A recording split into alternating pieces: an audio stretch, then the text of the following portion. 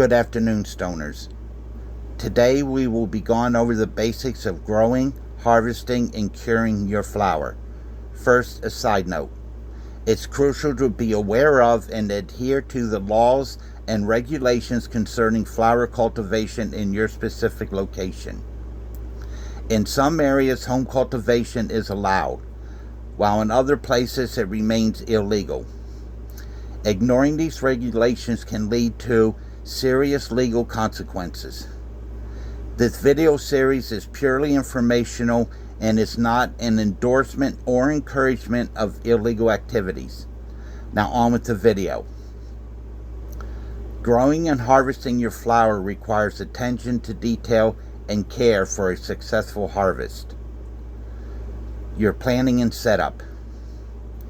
Careful setup of your grow space is crucial for the highest yield possible. First, you must decide if you're going to grow your flower inside or outside.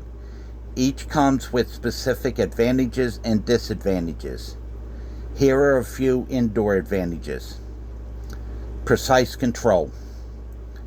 Indoor growers have complete control over temperature, humidity, light cycles, and other factors, allowing for optimal conditions for growth and potentially higher THC levels and a more refined product.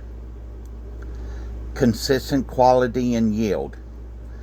By controlling the environment, indoor growers can produce a more consistent product with a higher chance of achieving desired characteristics. Year-round harvest. Indoor setups allow for multiple harvests per year, regardless of seasonal changes. Now here are some disadvantages of indoor growing. High initial and ongoing costs. Indoor growing requires a significant investment in equipment, including lights, ventilation, and climate control, to name a few, and can lead to higher energy bills. Labor intensive.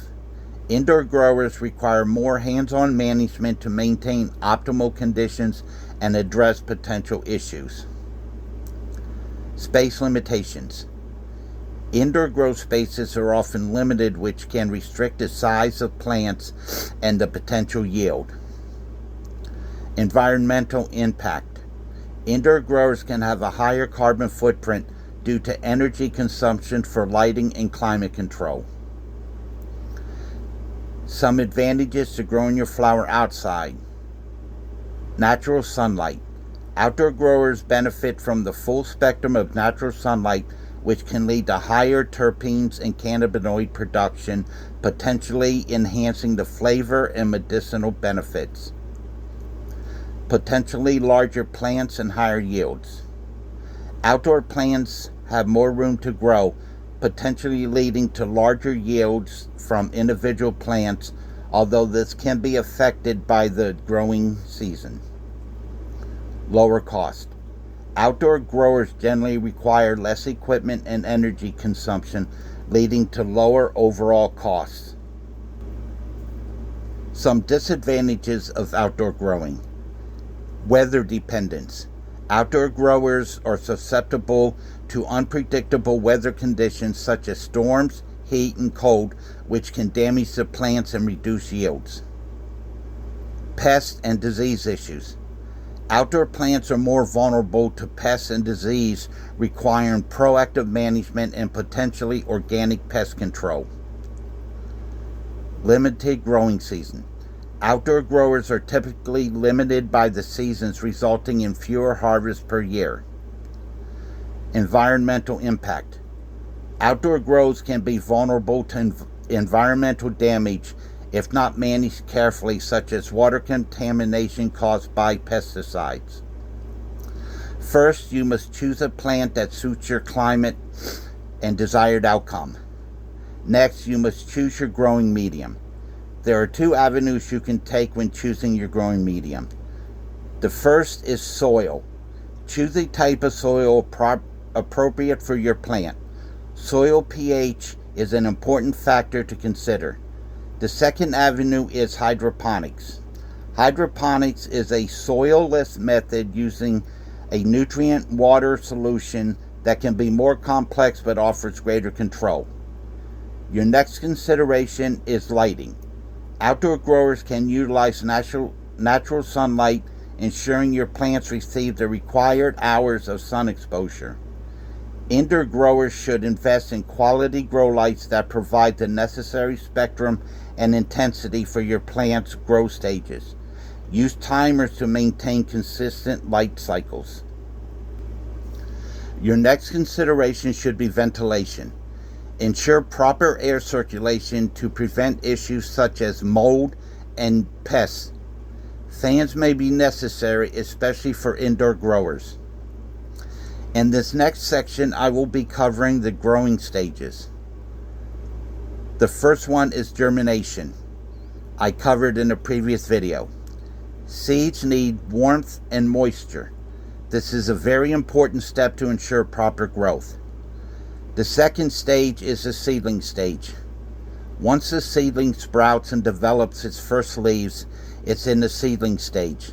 Make sure to provide appropriate water, temperature, and humidity. The third stage is the vegetative state. The plant focuses on developing its stems, leaves, and roots. Remember to provide the necessary water and nutrients. Pruning and training techniques can be used to manage plant growth. The fourth stage is the flowering or fruiting stage. In this stage, your plant will start to develop flowers or fruits.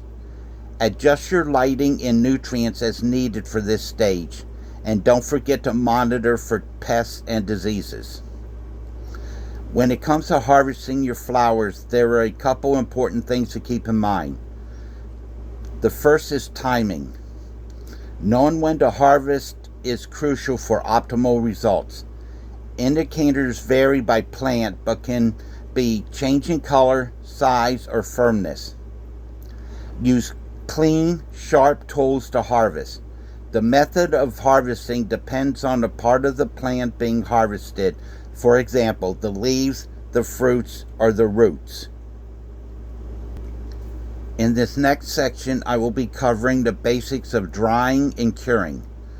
Some plants require drying and/or curing after harvesting to preserve them and enhance their quality. Drying removes moisture to prevent spoilage. Methods include air drying, using a dehydrator, or other techniques depending on the plant material. Curing is a process that can improve the flower's aroma and longevity of some harvested plant materials. This often includes storing the material in a controlled environment for a specific period of time. Here are a few additional tips. First, be patient. Growing plants takes time. Don't rush the process and you'll have a better product in the end. Secondly, documentation. Keep track of your plant's growth, watering, and feeding schedules. And finally, learning. There are many resources available for learning about plant cultivation, including my series, books, or gardening experts. Join me next time where I will go over step-by-step instructions for soil and hydroponic growing from seed to pipe. And I would like to thank @Boston ASMR for her help in this video. And as always, stay elevated.